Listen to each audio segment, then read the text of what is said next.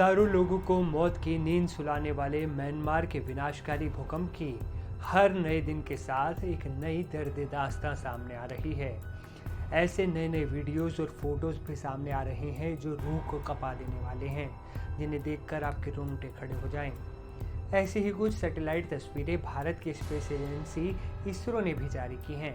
धरती से 500 किलोमीटर ऊपर से ली गई ये तस्वीरें अपने आप में म्यांमार में मची तबाही को बयां करने के लिए काफी हैं। भारतीय अंतरिक्ष अनुसंधान संगठन यानी इसरो ने अपनी अत्याधुनिक अर्थ इमेजिंग सैटेलाइट कार्टोसैट 3 की मदद से इस आपदा से हुए नुकसान की सैटेलाइट तस्वीरें जारी की हैं। इन तस्वीरों में म्यांमार के मांडले और सगाइंग शहरों में ढह गई इमारतों, सड़कों और ऐतिहासिक स्थलों का मंजर साफ दिखाई दे रहा है। इसरो की कार्टोसैट 3 सैटेलाइट, जिसे 2019 में लॉन्च किया गया था, इस सैटेलाइट ने 500 किलोमीटर की ऊंचाई से म्यांमार के प्रभावित इलाकों की तस्वीरें खींची।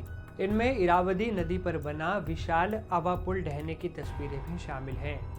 इसके अलावा मांडले विश्वविद्यालय और अनंदा पगोड़ा को हुए नुकसान को भी चित्रों में देखा जा सकता है। इसरो के नेशनल रिमोट सेंसिंग सेंटर ने बताया कि ये तस्वीरें शनिवार को ली गईं, जबकि 18 मार्च को ली गई तस्वीरों से तुलना कर नुकसान का आकलन किया गया।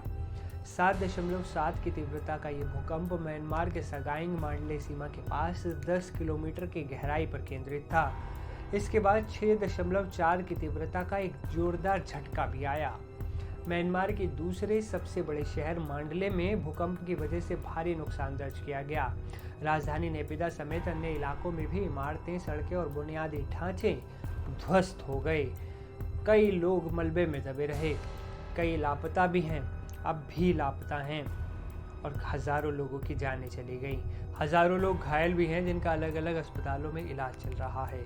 इसरो की सैटेलाइट तस्वीरों में मांडले के प्रमुख स्थलों जैसे स्काईविला, फायानी पगोड़ा, महामुनि पगोड़ा, अनंदा पगोड़ा और मांडले विश्वविद्यालयों को या तो पूरी तरह ढहते हुए या आंशिक रूप से क्षतिग्रस्त देखा गया।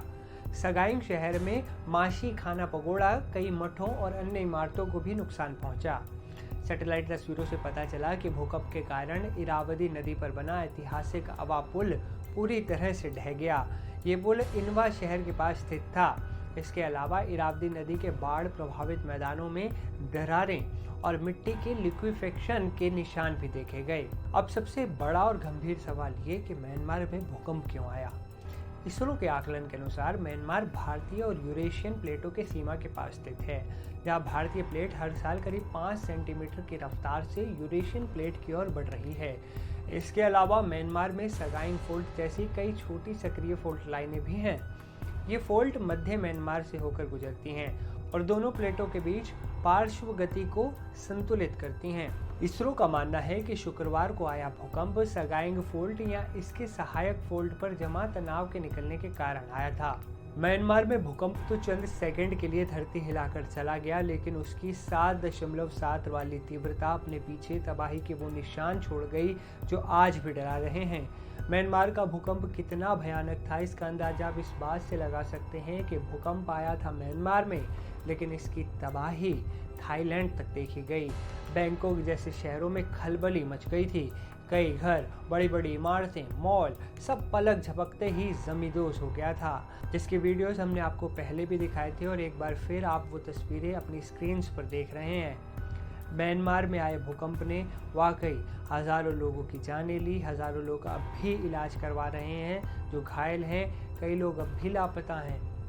ये विनाशकारी भूकंप था। इस खबर पर हमारी भी लगातार नज़र बनी हुई है। म्यांमार से जुड़ी पल पल की खबर के लिए आप देखते रहें NDTV इंडिया।